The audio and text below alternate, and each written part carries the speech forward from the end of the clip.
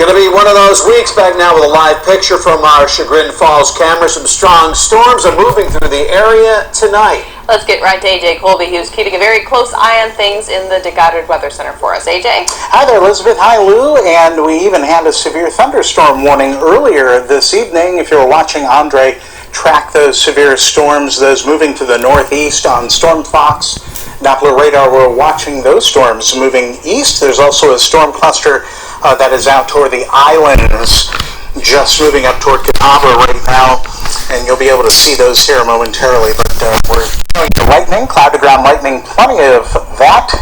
Now looks like some of the storms from earlier that moved through Summit County, visible from the North Canton webcam. Look at this. You can actually pick out the storms there. Isn't that amazing? The anvil top on that thunderstorm, which is right there. It kind of flattens out. That's an inflamed cumulonimbus cloud.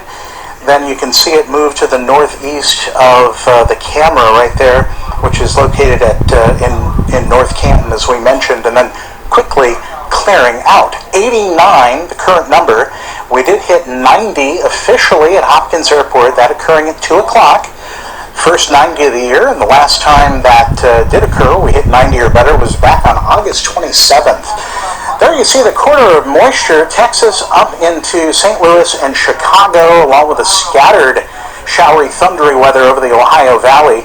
Temps pretty hot and humid all across that same exact area, up towards Chicago, St. Louis, those areas beginning to show signs of cooling. Now, is that expected to move into Northeast Ohio? We'll look into it. 8-day forecast, including the big Independence Day weekend, is coming up in a few short minutes. Back to you.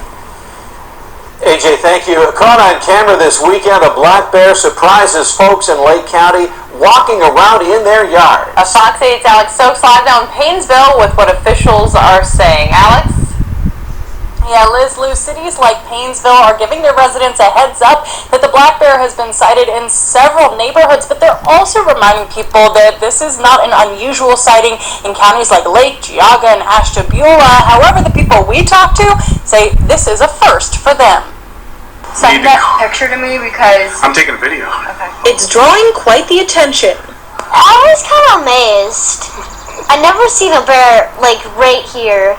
A black fuzzy visitor roaming around Lake County's residential neighborhoods. Never seen a bear even in Ohio, other than the zoo maybe. CJ Adderhold spotted it Sunday and started filming from up above in his screened-in porch.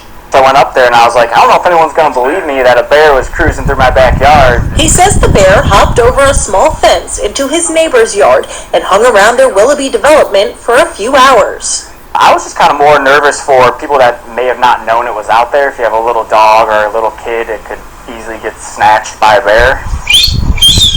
A Paynesville family seemed to see the same black bear on Saturday. Stephanie Murphy says she's not too worried about it coming after kids. And I'm sure they're just looking for food. They don't want to bother us. It doesn't make me too nervous. In fact, she saw the bear find a midday snack.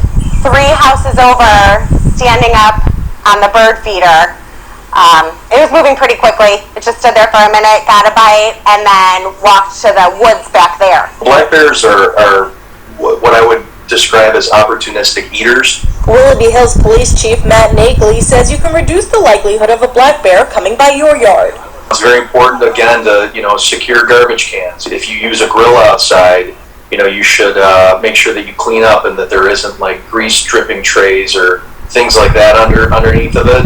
Willoughby Hills Police says anyone who does see a black bear should never approach it and be cautious in areas where they've been sighted.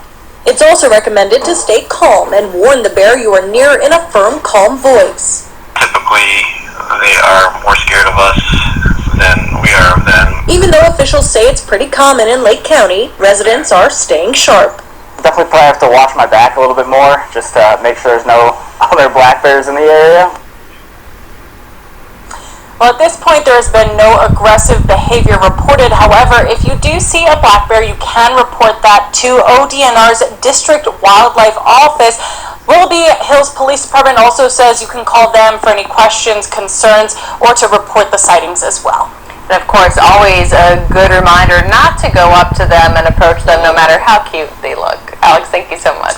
Fox 8 is your official local election headquarters, and this afternoon we have a first look at the GOP primary for governor in 2022. Governor DeWine is running for another term but faces a primary challenge from former Republican Congressman Jim Renacci.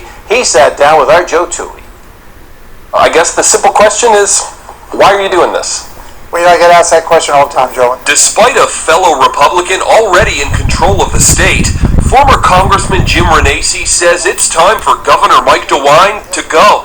Even though I was diverted for a couple of years, I'm still concerned about Ohio. Renacci briefly ran for governor in 2017 before being asked by then-President Trump to switch and mount an ultimately unsuccessful bid for the U.S. Senate against Sherrod Brown. Now he's mounting a primary challenge from Governor DeWine's right flank. And he made a choice to rule like Andrew Cuomo instead of leading like President Trump. Is it primarily the governor's handling of coronavirus that is your major gripe with him, or is it his overall first term? Well, it's overall first term. We haven't gained any ground. The coronavirus is part of it. I mean, I don't think any governor should be shutting states down. I don't think any governor should be affecting business. I don't think any governor should be deciding what's essential, what's not essential.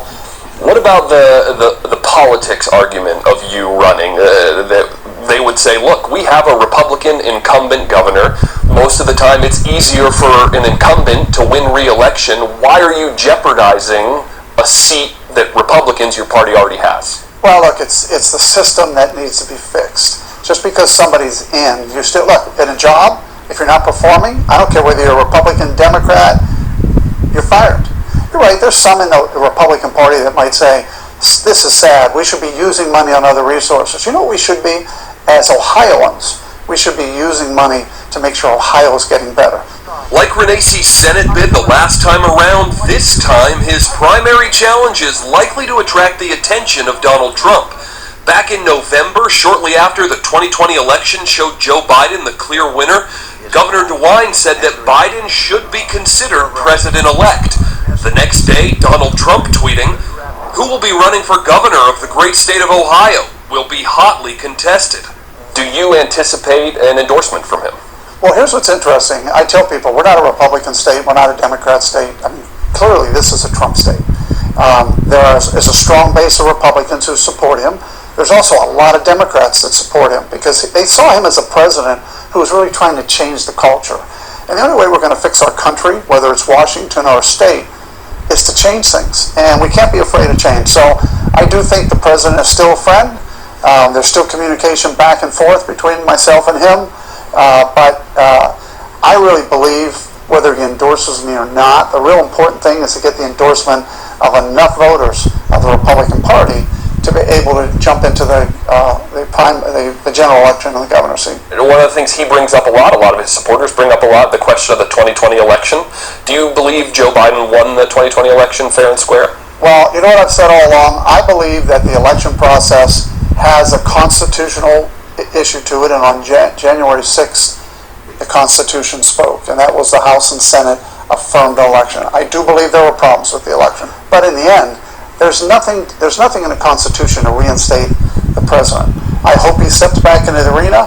I hope he runs again. I would support him if he did, but look, the race ended on January 6th. I was hoping there'd be some evidence. There wasn't. January 6th under the Constitution ended it. Back in Ohio, Renacci is hoping that enough Republicans like him are unhappy enough with DeWine's first term to pick a new nominee to face off with the Democrat next November. He says he's someone who would always do what's best for the state, both Democrats and Republicans. As for what he'd say to Governor DeWine if he were watching, it's time that you probably step aside and let somebody else who's going to change the direction of the state. Now, I realize that's tough, and somebody that's been in politics for 45 years, they're not interested in change. They're just interested in re-election. Joe Toohey, Fox 8 News. Thank you, Joe. Fox 8 has reached out to Governor DeWine's office to set up an interview to talk about his re-election bid. We hope to bring you that conversation here in the coming weeks. Democrats in the race include Dayton Mayor Nan Whaley and Cincinnati Mayor John Cranley.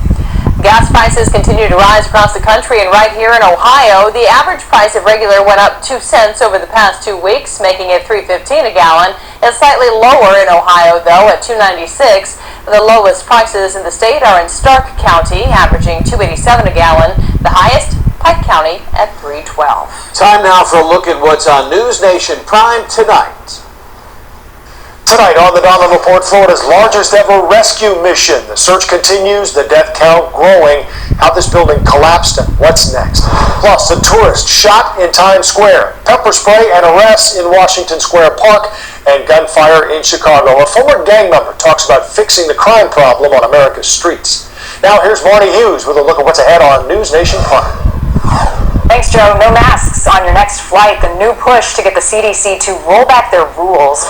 Plus, Americans struggling to find fuel where gas pumps are empty, and what's behind the shortage ahead of the 4th. And an Olympian turning her back to the national anthem, the backlash, that and more tonight on News Nation Prime. You can catch News Nation Prime starting at 8 p.m. on cable and satellite stations you see here listed on your screen. You can also head to newsnationnow.com.